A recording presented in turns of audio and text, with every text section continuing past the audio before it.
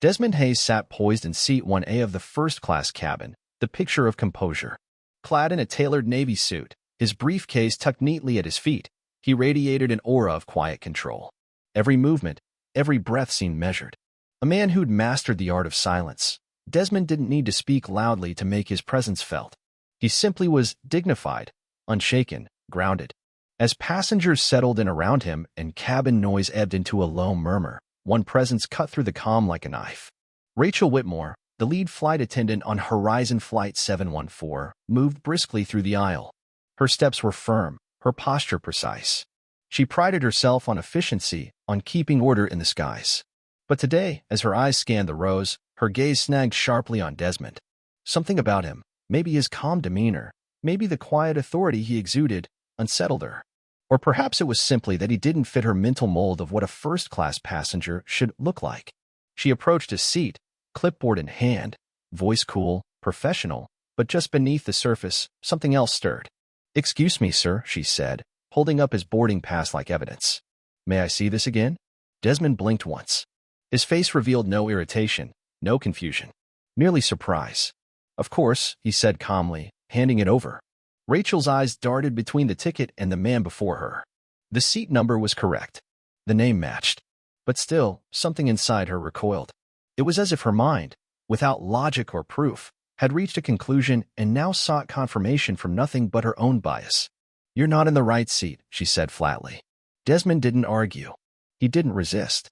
Without another word, he stood, collected his briefcase, and made his way toward the rear of the aircraft. His stride was even, his face composed. But within that silence, something monumental was taking shape. Rachel returned to her duties with an air of self-assuredness. She had, in her mind, corrected a mistake, maintained order, preserved the sanctity of the premium cabin. But something had shifted. As she walked the aisles, offering smiles and refreshments, she began to notice the glances, the whispered conversations. First class wasn't humming with quiet satisfaction, it was crackling with unease. Attention had taken root, and though she tried to shake it, Rachel couldn't ignore the feeling that she had misstepped. Badly. When the intercom crackled to life, her stomach turned to lead.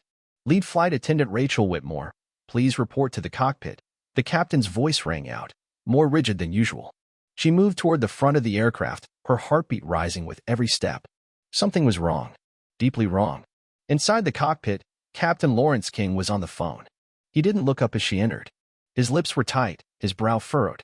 He finished the call, turned, and fixed Rachel with a stare so intense it felt like the oxygen had been sucked from the room. "Did you remove the gentleman from seat 1A?" he asked. Rachel swallowed. "Yes. I believe there was a mix-up." "There wasn't," the captain said, voice low and deadly even.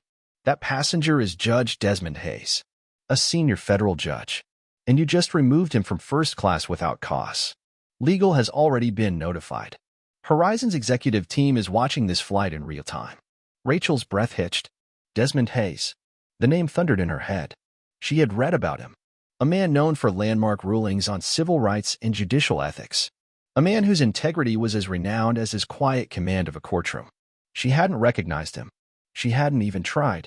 Captain King's voice hardened. "You need to fix this. Now." Her knees felt like jelly as she turned and made her way to the economy section. Passengers watched her pass, some with confusion, others with dawning understanding.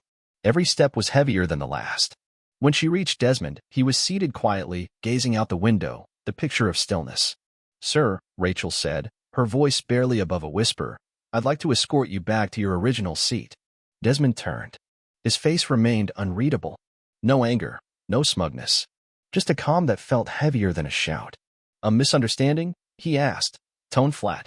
Rachel nodded, her mouth dry. "Yes, an error. I didn't mean." "You had my boarding pass," he said. "You saw my name. You saw my seat number. What exactly did you misunderstand?" The words landed like a hammer. There was no cruelty in his tone, only truth, and that made it hurt more. She couldn't answer. The silence that followed was deafening. Passengers leaned in, their eyes darting between them. Without another word, Desmond rose, picked up his briefcase, and walked back to 1A. The aisle parted for him like water around a stone. The silence was reverent, almost apologetic. Rachel trailed behind, face burning, each step echoing with the realization that she had just made a career-defining mistake. He sat. She disappeared behind the curtain. When the plane landed, the tension in the cabin had solidified into something hard and undeniable. Everyone had felt it. Everyone had seen it. Desmond didn't look at her as he exited the aircraft. He didn't need to. But Rachel didn't exit at all. As the doors opened, two sharply dressed men stepped onto the jet bridge, one from Horizon's internal affairs, the other from corporate legal. They approached Desmond first, greeting him with a quiet apology and a request to speak privately. Then they turned to Rachel. "Ms. Whitmore," said the investigator, "you're being escorted to the operations office. A formal review of your conduct will begin immediately." The blood drained from her face. Passengers watched as she was led away, some in silence, some in quiet approval. Her authority, once so ironclad, had crumbled in front of them. In the sterile office, Rachel sat across from a panel of grim-faced executives. They played footage from the plane. They reviewed documentation. And finally, they asked her one simple question. "What made you question his right to be in that seat?" She had no answer. Not one that would stand. Her suspension came quickly. Her name circulated online almost as fast as the footage did. #Judge714 began trending.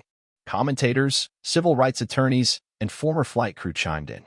The story was everywhere, not just because of who Desmond Hayes was, but because of what his silence had revealed. He hadn't demanded justice. He hadn't shouted. But justice arrived all the same. Desmond returned to his duties as a federal judge. But his story, the incident aboard Flight 714, became something larger. A lesson. A warning. A reflection of everything that can go wrong when judgment is clouded by assumption and unchecked bias. As for Rachel Whitmore, the weeks following her suspension were the hardest of her life. Friends grew distant. Employers passed. Her reputation, once built on precision and authority, lay in shambles. And yet, through it all, what haunted her most wasn't the loss of her job or the viral headlines. It was his face. His silence. That unshakable dignity. It became a mirror she couldn't look away from. Over time, Rachel began to rebuild. Quietly. She attended workshops on implicit bias. Volunteered with organizations focused on restorative justice. It wasn't about redemption for her. It was about understanding the depths of the assumptions she hadn't even realized she carried. She knew she couldn't erase what she'd done, but she could change what she became because of it. Desmond Hayes never reached out, never made a public statement. But in a way, he didn't need to. His silence had spoken for him, and its echo would ripple through every boardroom, every cockpit, every interaction for years to come. Because sometimes, the most powerful act of resistance isn't loud at all. It's quiet. It's calm. And it changes everything.